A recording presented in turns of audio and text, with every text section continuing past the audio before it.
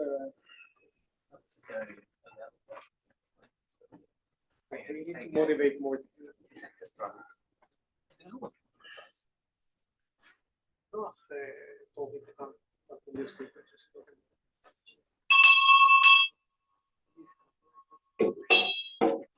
Motivate the problem. Yeah, because they're gonna eat you alive. They need to understand anything to understand what stochastic optimization. You know, like it's not a given. It's zero.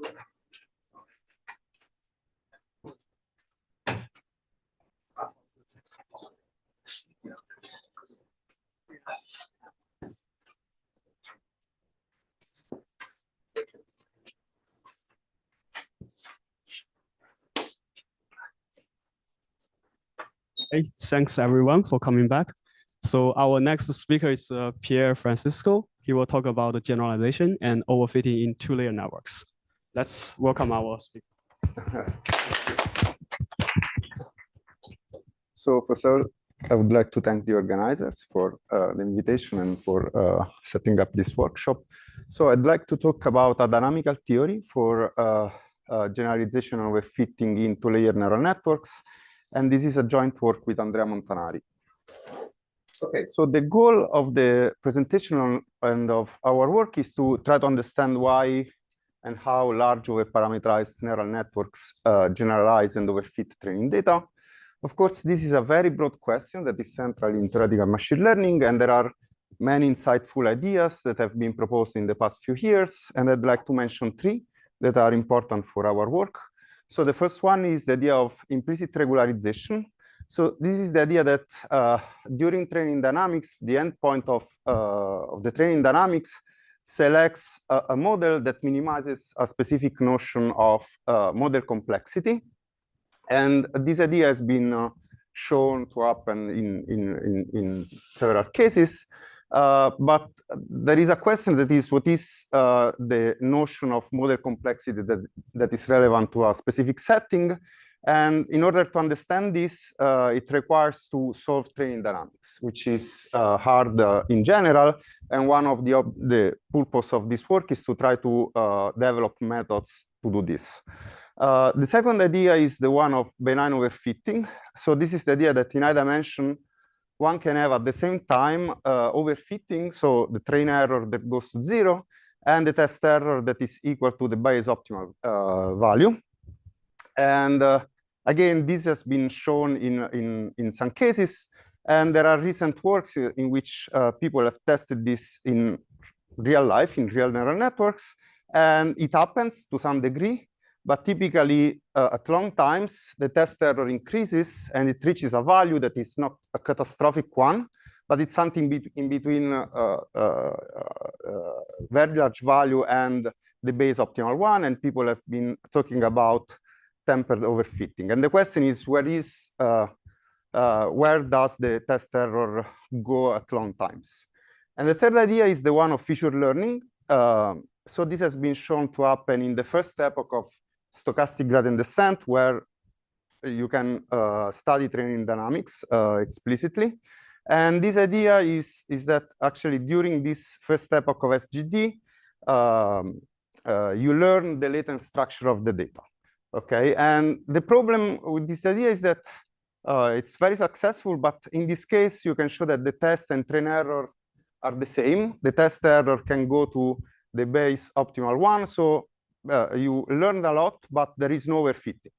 And of course, this is a problem that may arise from the fact that you are just looking at the first epoch of SGD. And the question is, what happens when you go to higher number of epochs? And what we would like to do is to try to understand these questions in a specific setting that is the one of two-layer neural networks. So we have functions like this. So this is the input vector in d dimension. These are the weights of the first layer. So you take the scalar product. There is a nonlinear activation function. And then the AI are the weights of the second layer. And we assume that the first layer weights are normalized in this way. So we put an explicit normalization. And instead, the second layer weights are in principle unbounded. And the network width is M. So this is the number of hidden neurons that we have. And we are interested in understanding this at fixed overparametrization ratio, that is the number of samples that you have in your training dataset divided by the total number of degrees of freedom, total number of weights. And we train this model by looking at the empirical risk. So this is, we consider a specific form for this, the empirical risk, that is the square loss. And we are interested in understanding gradient flow. So we are minimizing the empirical risk just in this way. This projection operator ensures that at each time step, you are enforcing this constraint. And the initialization that we consider is the one in which the second layer weights are initialized at a given point, and the first layer weights are taken at random uniformly on the sphere. And the question that we would like to understand are the following. So first of all, it has been shown in recent years that as soon as you consider the second layer weights to be large enough, you can converge to interpolators. This is within the NTK theory.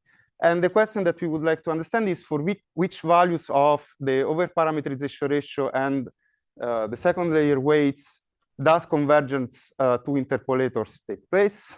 And correspondingly, does the selected model generalize well?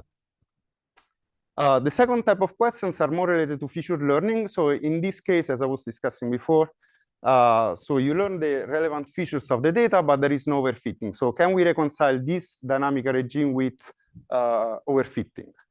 And the third question is about the role of early stopping. So one can typically see that at long times, the generalization error can increase. So how does this depend on the number of iterations? And in particular, what is the optimal stopping time for training dynamics?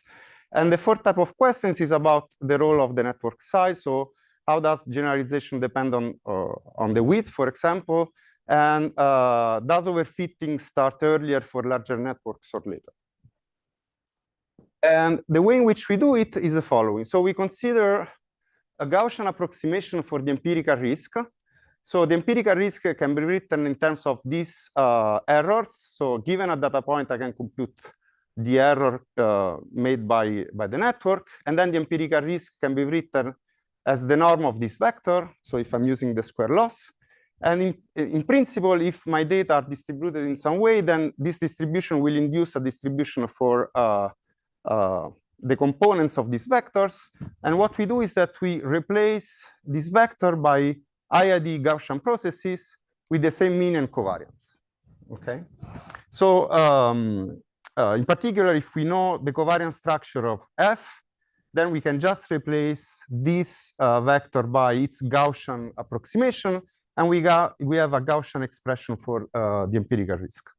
And I mean, this is an approximation, but here, I mean, this is a very nonlinear function of the parameters of the network. So studying empirical risk minimization over this approximation is a non-trivial task. And the data that we consider is n IID points in which xi's are random vectors, Gaussian random vectors. And for the yi, we consider two models. In one case, we assume that the yi are just pure noise. So this is the pure noise data. And in the other case, we consider a k-index model in which there is a latent structure. And the way in which we analyze gradient flow dynamics on this Gaussian approximation of the empirical risk is via a statistical physics method that is called dynamical mean field theory. It's not rigorous, but the corresponding equations have been made rigorous in simpler setting before. So we believe that one can make the analysis rigorous. And the main result that we obtain is the following. So these lines are obtained by solving these dynamical mean field theory equations. And here I plot in blue the test error and in purple the train error. So we have different dynamical regimes. So at short times, we have a mean field feature learning regime. So this is in the case in which the initialization of the second layer weights is sufficiently small. So it's of order 1. And OK, so in this dynamical regime, the two errors are the same.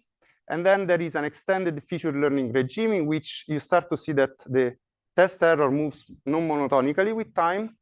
and the train error starts to decrease below the base optimal value. So this level here is the base optimal value. And then there is, so in these two dynamical regimes, the second layer weights increase. Okay, and they increase here, they are of order 1, here they become large, but still of order 1. And then there is a dynamical regime in which, a third dynamical regime for time scales that are of order of the network width, in which the second layer weights move and become of order square root of the width of the network.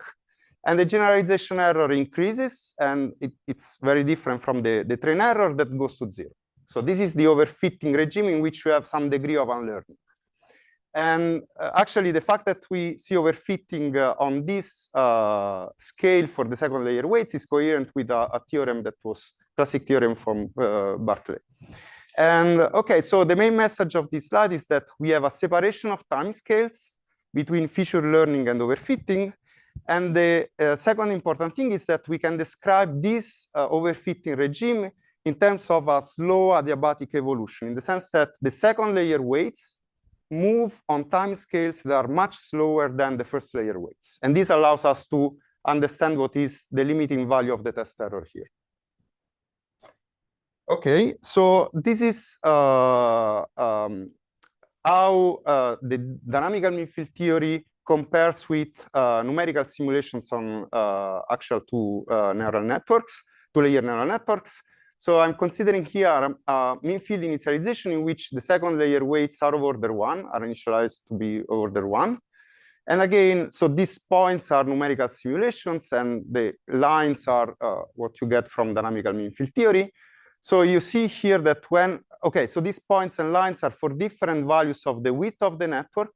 So when you increase the width of the networks, these lines approach a master curve.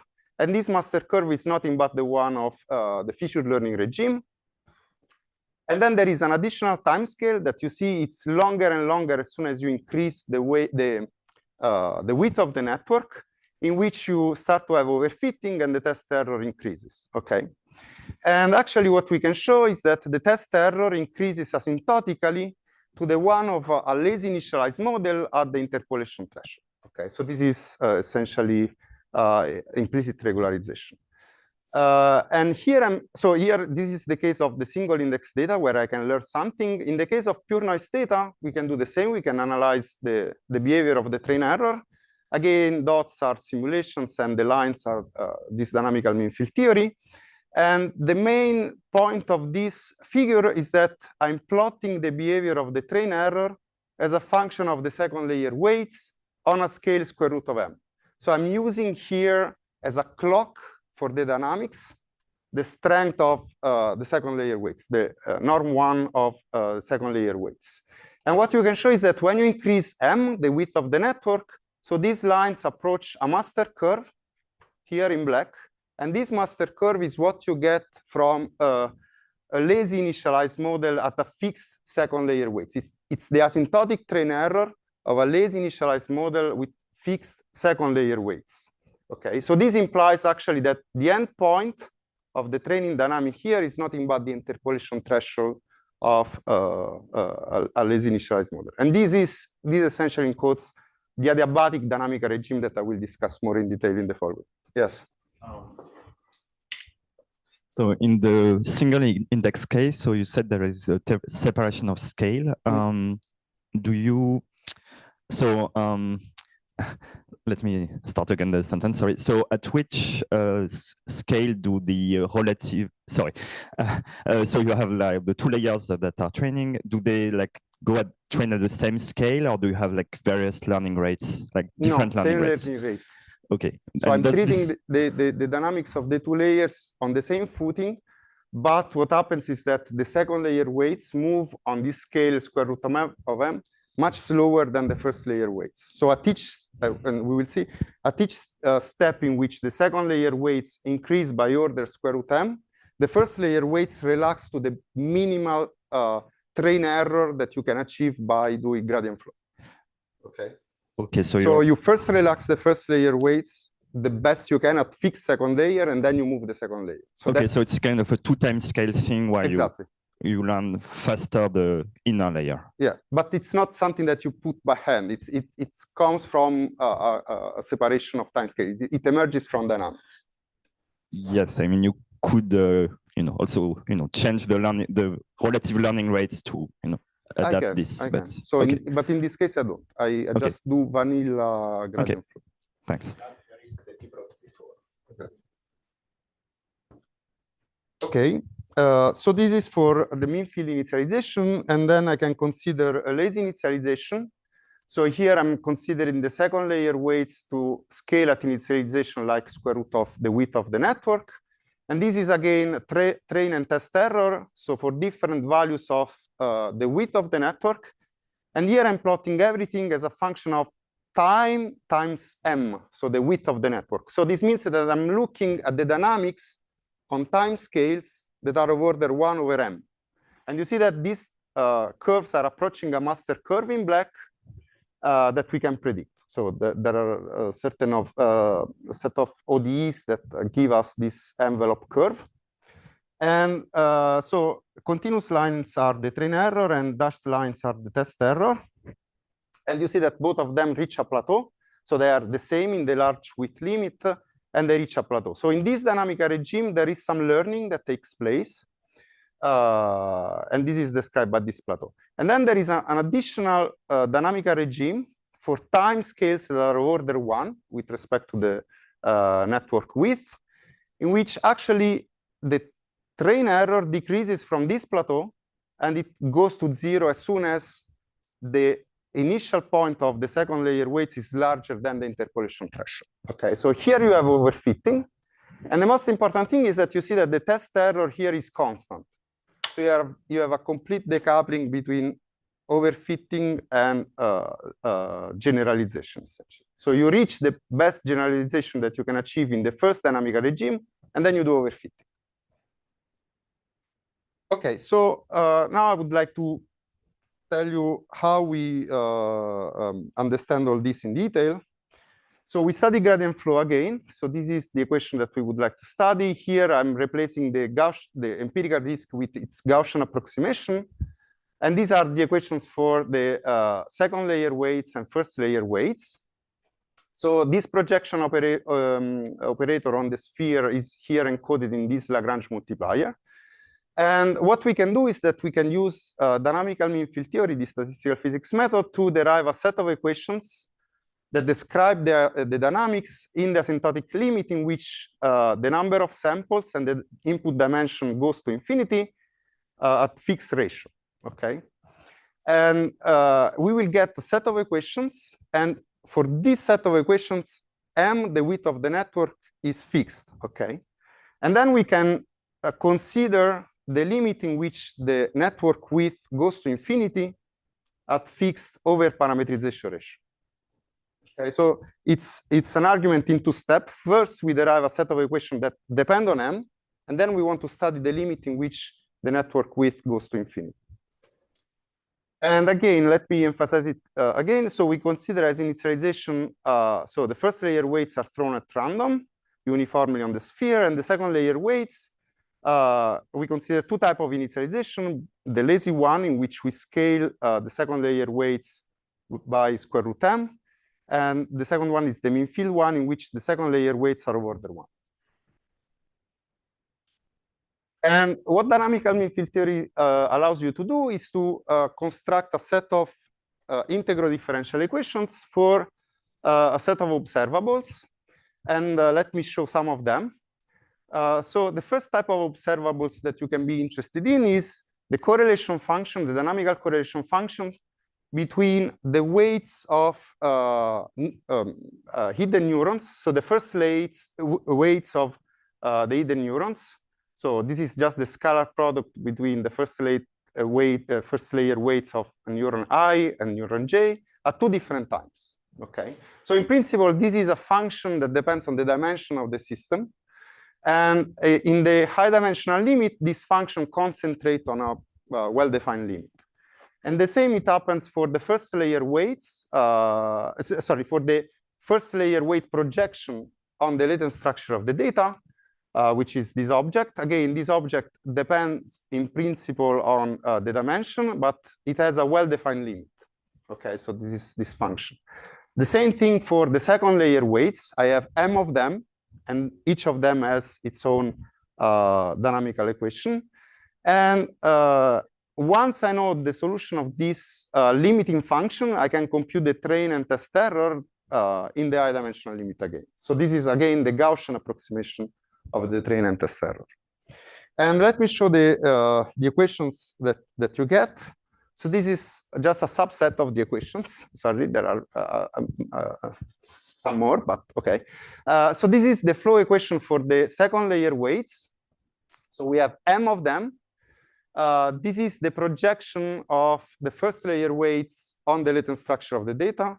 And this is the dynamical equation for the correlation function of two neurons, IJ, the first layer weights of two neurons, IJ, at two different times. Yes? You sound like you use the Gaussian process approximation in the analysis. Can you tell me, like, where do you use the Gaussian process approximation here? Okay, so actually, in principle, we can remove it. But I mean, if you remove it, these equations become more complicated. Okay, so you can write analogous equations here, but they become more complicated. And I mean, the fact that here are simple enough will allow us to characterize these dynamical regimes. Okay.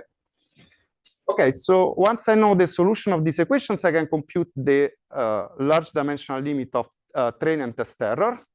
And you see that these equations depend on a set of additional auxiliary functions like this one. And we have, of course, corresponding equation for all these objects. So the most important thing about this equation is that the number of unknowns is of order m squared. Because if you look at this function here, this is a function of I and j run from 1 to m. So these are the second, the number of neurons that I have. And of course, we would like to reduce the complexity in order to understand the large width limit. So what we do is that we consider a statistically symmetric initialization. So at initialization, if I consider this initialization for the first layer weights, then the projection of the first layer weights on the latent structure of the data is 0. And this matrix Cij at time 0 is just the identity. So yeah, it has a diagonal in which all elements are the same and an off-diagonal part in which all elements are the same. And if I consider the second layer weights that are initialized in this way, so all of them are initialized at the same point, that can be either, it can have either a mean field scaling or a lazy scaling, then it turns out that this symmetric structure is preserved by gradient flow. Okay, so in principle, I don't have to compute the whole matrix here. I just need to compute the diagonal part. All elements are the same, and the off-diagonal part. Okay, and the projection of the first layer weights on the latent structure now are independent on the neuron index.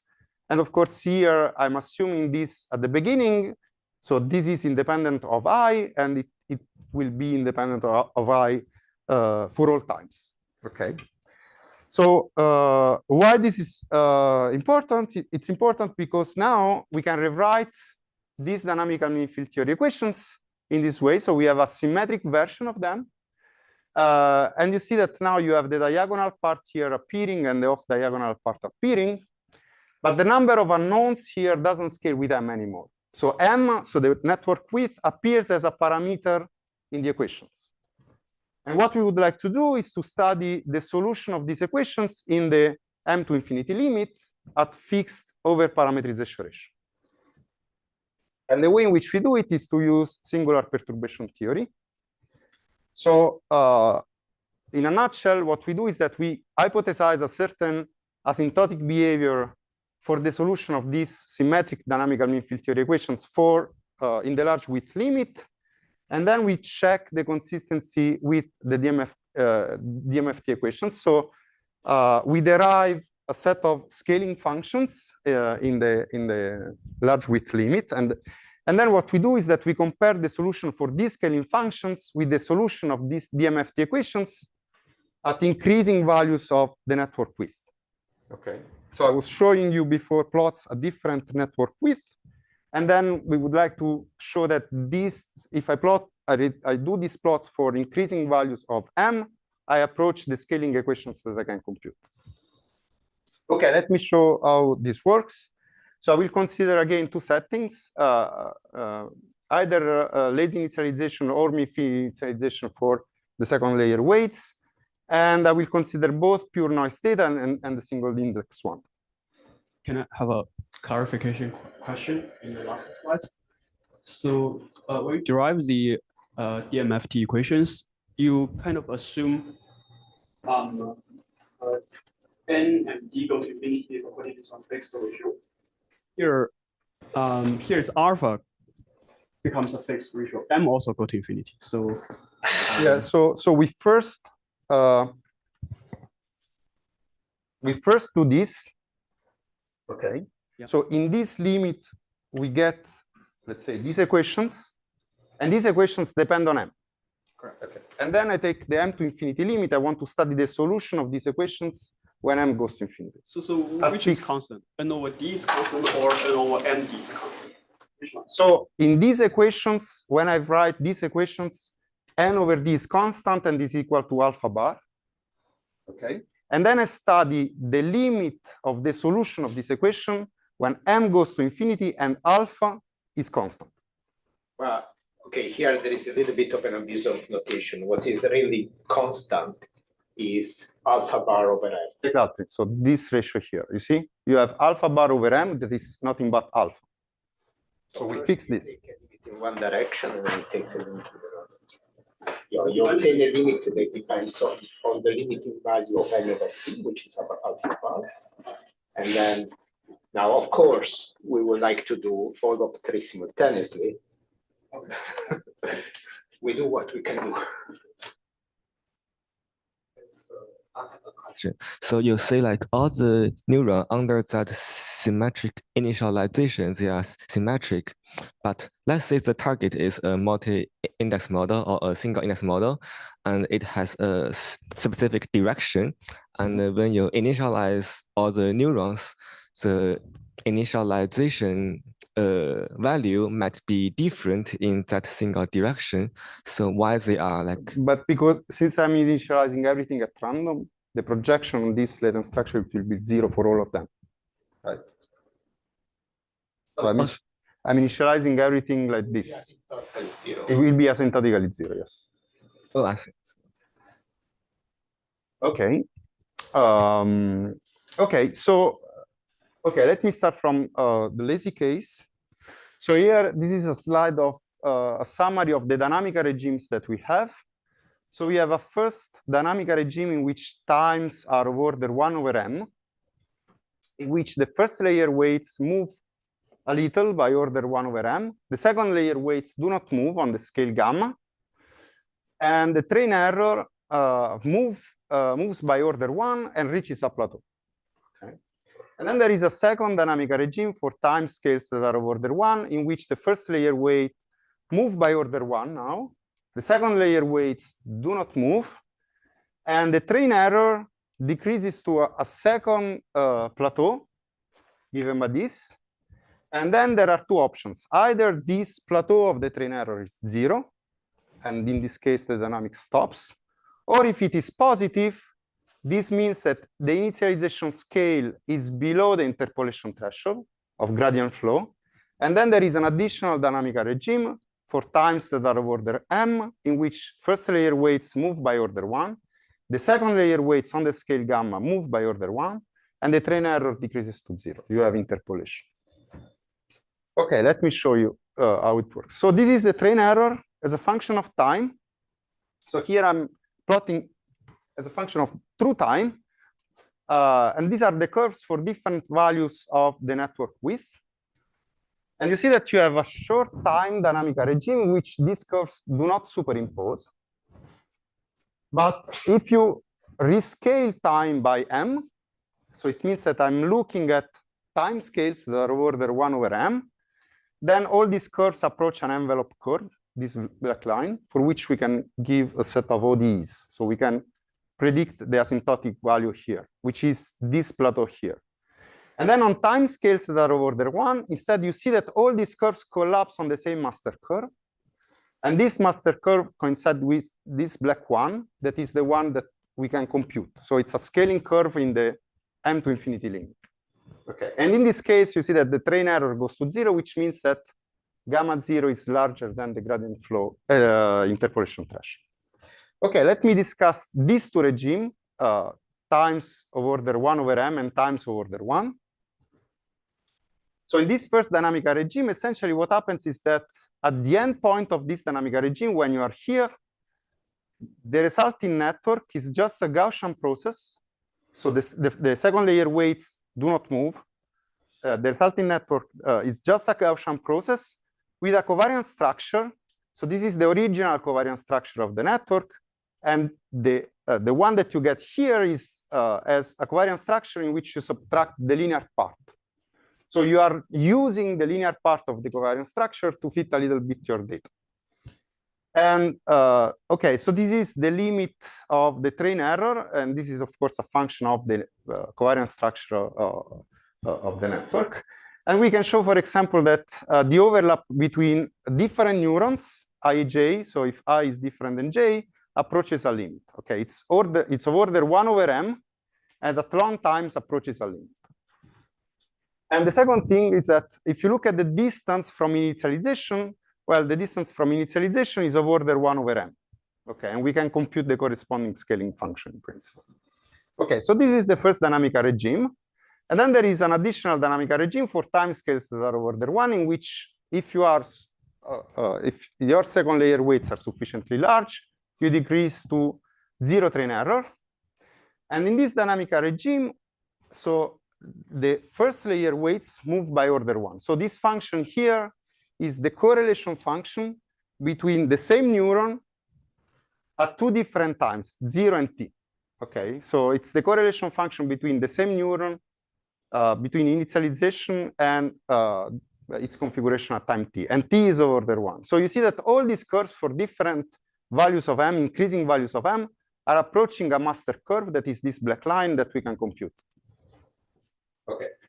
And okay, so I already mentioned it, but okay, so this is the case in which gamma 0, so the initialization scale of the second layer weights, is sufficiently large. And again, we can compute this asymptotic form. Okay, so we can compute the profile of the train error as a function of time in this dynamical regime. And okay, so once we know this, we can ask the following question. So when does the train error decreases to 0 in the m to infinity limit? In other words, for which parameters alpha and gamma 0 does this interpolation take place? Okay, given that we have this scaling theory here, what we can do is the following. So what happens is that when you reach 0 train error, the relaxation to 0 train error is exponentially fast.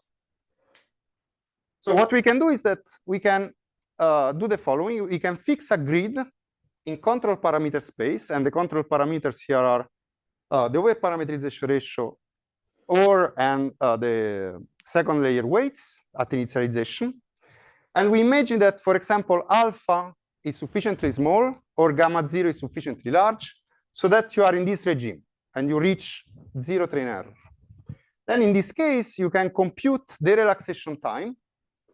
So this is defined as the time it takes for the dynamics to reach a very small value of train error. So imagine that you want to compute the time it takes to reach 10 to minus 7 in train error. Okay. And then you can plot this relaxation time as a function of your control parameters. For example, here I'm fixing gamma 0 and I'm changing alpha. I'm changing the overparametrization ratio. And you see that when I increase alpha, the relaxation time increases. Okay. So there is a point in which the relaxation time diverges. And beyond this point, I'm not reaching any more 0 train error. So this defines the interpolation threshold in the m to infinity limit. So what we can do is that we can take this data and look at the form approaching this interpolation threshold. And actually, the divergence of the relaxation time is compatible with a power law divergence. And this power law divergence, of course, depends on the interpolation threshold. So if I'm fixing gamma 0, then the interpolation threshold is in alpha. Okay. And this is how it behaves if I try to do my best fit of this data with this law. Okay, so we can predict the point that separates the regime in which gradient flow goes to 0 and the region in which it goes to a fixed, a positive train error if I don't move the second layer weights. Okay, so now let me consider the case in which this scale gamma 0 is smaller than the interpolation scale. So in this case, so this asymptotic curve, this black curve here, it's reaching an asymptotic value that is positive. So again, here I'm plotting the train error as a function of time for increasing value of m. And you see that for times that are of order 1, when I increase m, I'm approaching this black line. So everything works well. But then when I go to large times, something is happening here. And what is happening, you can see if you actually look at the second layer weights. So the second layer weights, if I plot them as a function of time, they are essentially the same at initialization, so they don't move. And then at long times, they start to increase. But the way in which they increase, the point at which they start to increase depends on m here. So if I'm moving m, if I'm increasing m, these lines shift on the right. So what I can do is that I can replot everything in terms of time divided by m. So this means that I'm assuming that I'm looking at a time scale that is of order m. And if I do that, in this regime, I get a collapse of the curve. So there is a master curve that is developing. And I can do the same thing for the second layer weights, and then you see that all of them collapse on the same master curve.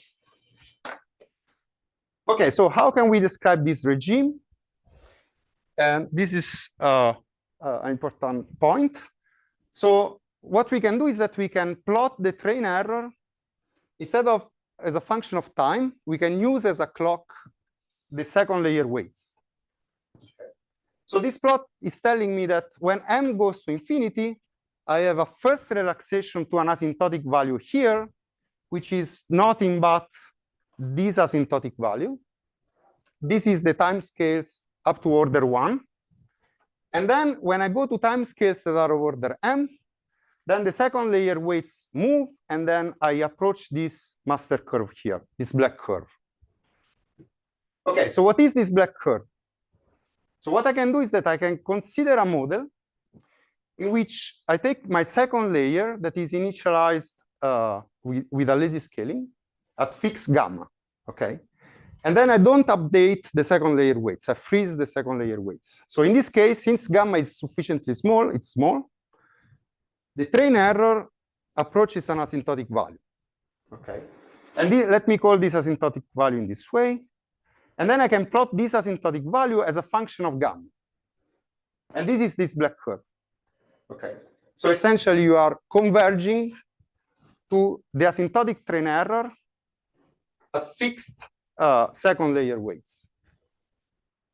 Okay, so what this is telling you is that you have a separation of time scales in the sense that the second layer weights move only when the first layer weights have relaxed to their smallest possible train error compatible with gradient flow and fixed second layer weights.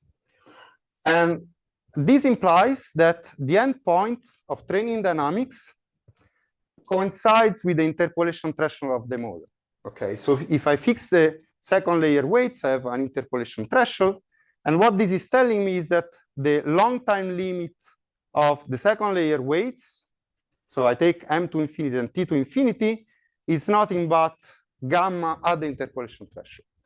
And this is nothing but implicit regularization. Yes. So, so how much does this result depend on the fact that you constrain the norm of the first layer parameter? If I allow the gradient flow to update the norm of the first layer parameter with this result?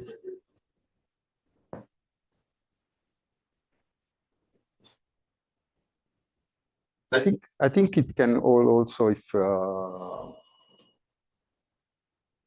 I don't know. So it depends. It also on the activation function, I guess, because for instance, if you take redo, for instance, the norm of the second layer is the same role as the norm of the first layer, second layer, only the product matters, right? So the overall the regularization might turn out to be different. Yeah. Right, so the gradient flow might be different, and I don't know what is the slow variable, right? I was thinking about the separation of the time scale. Right. Yeah, I don't know. I mean, there might be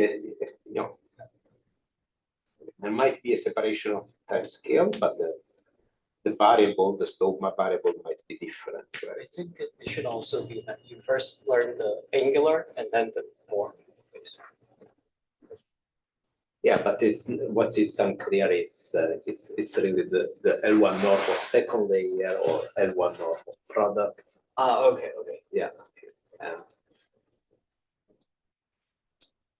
Okay, so this concludes essentially the description of the lazy case for pure noise. And then let me add a single index data. So again, we have three dynamical regimes, time scales of order 1 over m. First layer weights move by order 1 over m. Second layer weights do not move. And the train error move by order 1 and reaches a plateau. And test error is the same as train error. Then there is a second dynamical regime in which the first layer weights move by order 1, but only in the orthogonal direction to the latent structure of the data. Okay. So this implies that actually the test error does not move, and the train error can decrease. Okay. Again, the second layer weights do not move. And now, depending on the asymptotic value of the train error, you can have an additional dynamical regime. So in particular, if the initialization scale is below the interpolation threshold of gradient flow, then you have an additional dynamical regime for time scales that are of order m, where everything moves by order 1, and you start to have overfitting, and the test error increases. Okay, so these are the first two dynamical regimes. So these two plots I already showed to you. So this is the train and test error plotted as a function of t times m. So I'm looking at time scales that are of order 1 over m. And all these curves approach a limiting curve, this black line that we can predict. And so here you see the projection of the first layer weights on the latent structure of the data. So this projection is of order 1 over root m. And it reaches a plateau. Okay, so in this dynamical regime, essentially, you're learning the linear part of the covariance structure of your data. Then there is the second dynamical regime for time scales that are of order 1, in which the test error doesn't move, and the train error moves from this plateau to 0 if the initialization scale is of the second layer weights is sufficiently big. And this is to show that the first layer weights move by order 1. So this is the dynamical correlation function between the same neuron at two different times, initialization 0 and t. Okay, and all these curves are approaching a master curve that we can predict. Okay, now if you initialize the second layer weights in such a way that you cannot interpolate your data, so there is a third dynamical regime that arrives. So this is more or less a very similar plot as the one that I was showing you before. This is test and train error. And you see that at time scales that are of order 1, I'm approaching this dashed line that is the scaling function that we can predict in this dynamical regime.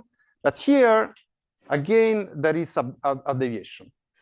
And I can plot now exactly the same thing for time scales that are of order m. So I'm plotting everything as a function of t over m. And you see that here you start to have an envelope curve that is developing.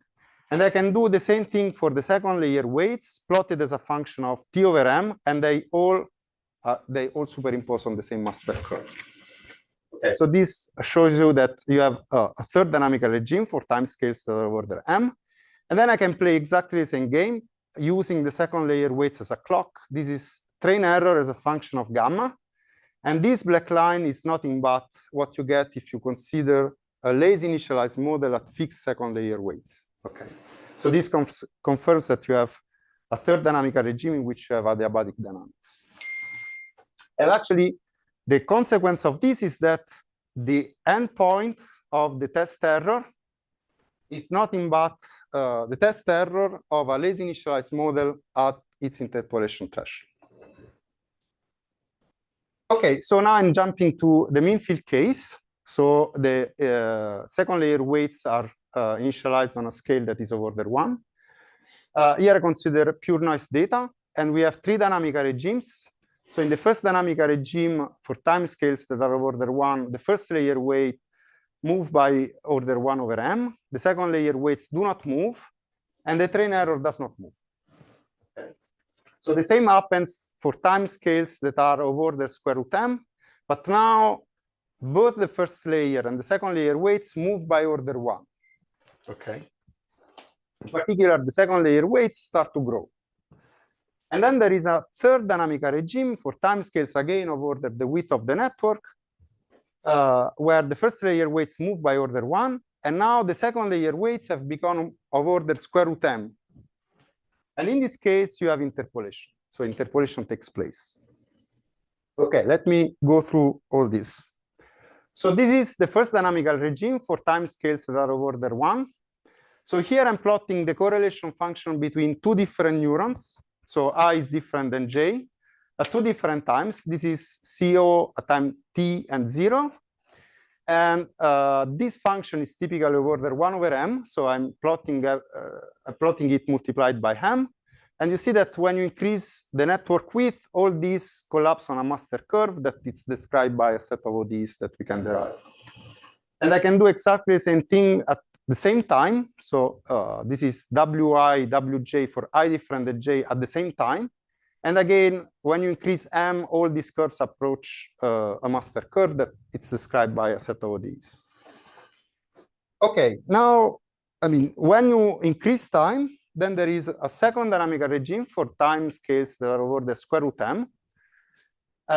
So here again, I'm plotting this CO for the same time, but now I'm plotting everything as a function of t over square root m. So I'm looking at the time scales that are over the square root m. And all these curves are collapsing again on a master curve that we can compute. And this is the important plot. So this is the second layer weights. They are of order 1. But now when I plot them as a function of t over square root m, they start to increase. Okay. And then the question is, how do they diverge? So these are, again, data for increasing values of m, and they approach this master curve that we can compute. And now we can study the limiting behavior of this curve, and it happens that this curve diverges linearly with time. So what does it mean? It means that A diverges linearly as a function of t over square root m. So it means that if I take t that is of order m, the second layer weights have become of order square root m. And this, actually, the divergence of these second layer weights is connected to the asymptotic energy that is reached by gradient flow on a spin glass model. So there is a connection with spin glasses here. Okay, I'm not going into the details. Okay, so this implies that when you go in this regime now, the second layer weights are of order square root m. And then the train error can decrease to 0. So this is the train error plotted as a function of t over m. So on time scales that are of order m for different values of m, and they approach a master curve. And these are the second layer weights now plotted as a function. I'm plotting the second layer weights on a scale that is square root m. So this is of order 1 when m goes to infinity as a function of t over m. And when m grows, all these curves approach a master curve. And here you see that this slope here, it's nothing but the endpoint of the previous dynamical regime. So this means that the 2 dynamical regime match, of course, they have 2. And this is the same plot in logarithmic scale. Okay, so. And here, again, I'm doing exactly the same thing as before. So I'm using as a clock of the dynamics the second layer weights on a scale square root of m. And this is the train error as a function of gamma for different values of m, increasing values of m. And you see that they approach a master curve, this black line. And again, this black line is nothing but the asymptotic train error of a lazy initialized model with this scale and fixed second layer weights. Okay, so again, this confirms that this third dynamical regime, you have an adiabatic evolution. And this implies that the endpoint of the training dynamics is nothing but a lazy model at its interpolation threshold. Okay, so now I'm switching to single index data, and we have just two dynamical regimes. So when time is of order 1, then first and second layer weights move by order 1.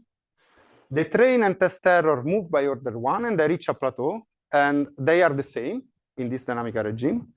And then there is a second dynamical regime for time scales that are of order m, where the first layer weights still move by order 1, and the second layer weights are of order square root m. And in this case, the train error decreases to 0, so you have overfitting, and the test error increases, and it reaches an asymptotic value. Okay, let me discuss these two dynamical regimes. Okay, so this is the first dynamical regime for time scales that are of order 1. Again, this is train and test error as a function of time for increasing values of m, and they approach a master curve here. And this master curve is nothing but the one that you can predict from the mean field feature learning regime of this paper. Okay, so the important difference here is that here we are not doing gradient flow on the population loss, we are doing gradient flow on the empirical risk. So this is the projection of the first layer weights on the latent structure of the data. And again, this is for increasing value of m, and you approach the mean field limit. And this is second layer weights. Again, increasing value of m, you approach the mean field limit. Now the question is, when does this mean field regime breaks down? And okay, so what we can do is to say, okay, imagine that I can compute the 1 over m correction to the mean field asymptotic. So for m to infinity, the second layer weights and the projection on the latent structure, they approach these curves. But of course, there are 1 over m corrections, okay? And I can compute them. So I have the equations, the DMFT equations depend on m, so I can compute the 1 over m corrections. And here it's what I'm plotting. So this is the 1 over m correction to the second layer weights as a function of time. So these lines are data for fixed value of m, and they collapse on this master curve, which we can predict. So there is a set of linear differential equations that give you this behavior. And the same thing we can do for the projection on the latest structure of the data of the first layer weights. And you see again that all these curves are approaching this master curve, and this master curve is diverging to negative values. Okay, so the question is, how does this divergence behave at long times? And it turns out that this behaves linearly at long times. So you have the 1 over m corrections to the mean field regime grow linearly with time. So this implies that when time is of order m, I'm leaving the mean field regime, and then I'm entering in the overfitting regime. So now I can plot the second layer weights as a function of square root of m on time scales that are of order m. And again, they approach a limiting curve. And here, this is the same for train and test error. And you see that you have a collapse here and a collapse there. And I can do, again, the same game of using as a clock the second layer weights. And this is the difference between test and train error. So in the first dynamical regime, they are the same. So this is 0. And then when I enter in this second dynamical regime, they start to be different. And these curves are for different values of the width. And then this envelope curve is nothing but what you get if you consider a lazy initialized model on this scale. Okay. So this implies that the endpoint here is nothing but the interpolation threshold of a lazy initialized model. So this is implicit regularization. And the asymptotic test error is nothing but the one of the corresponding lazy model at interpolation threshold. And therefore, we have partial learning. So we still learn something at the end, but it's just the linear part of the covariance structure of the data. Okay, so I don't know, I think I'm done. So this is essentially the take-home message. So what we can show in this setting is that implicit regularization and benign, actually tempered overfitting are the result of a separation of timescales between feature learning and overfitting. And the second message is that this overfitting timescale is described by an adiabatic evolution of the second layer weights with respect to the first layer weights. So the second layer weights move much slowly than the first layer weights. Okay, that's it. Thank you.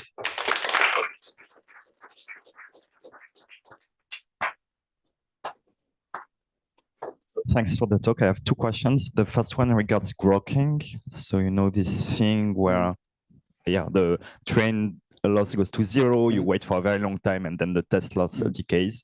So do you, think that you could see this kind of phenomenon appearing in your analysis? We could try. So it's one of the things that is on the list. Okay. And then the second question is, in the single index case, what is the comparison between the lazy and the mean field regime in terms of test error? Like, do you see that? I mean, I guess it was somewhere in the plots, but I didn't catch. Do you see the test error, the optimal test error, with early stopping being better in the mean field regime? Yes, okay. Of course. Okay. So this is actually the test error here. It's just the variance of the label noise.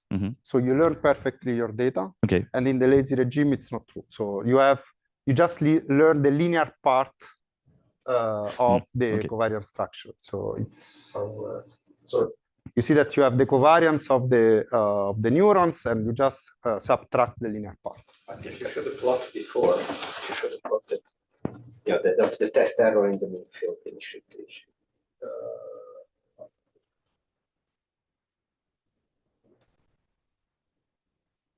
So the test error with the lazy initialization is the end point of the test error with the mean field initialization. So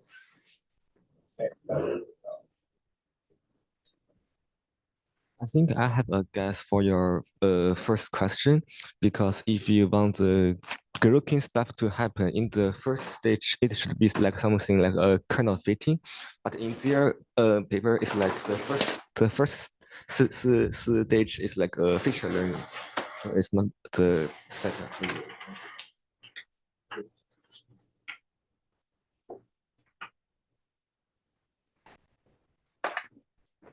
I think I got a little confused here because in my head, I'm always thinking if N and D are constant related and the information exponent, the Hermite is bigger than like 2, like say 3, and your T is O of 1, you can't learn anything beyond linear, but then your error is going to 0. What am I confused about? So I thought it was N over. N over D is order 1, and then we take order 1, constant. N over D divided by M, that is order 1 when M goes to infinity. But here the answer is that the information exponent is, it's just 1. It's 1. Oh, okay, then there's no. Otherwise, this doesn't capture. Can you handle if it's 2 and run log D time? I think, that would require to go beyond this, a little bit beyond this. Yeah. Okay, cool. I think then I'm not confused. Any other question from the audience? Not, let's thank our speaker again. Thank you. So we have a 1.5 hour lunch break, and we will resume our meeting at 1:30.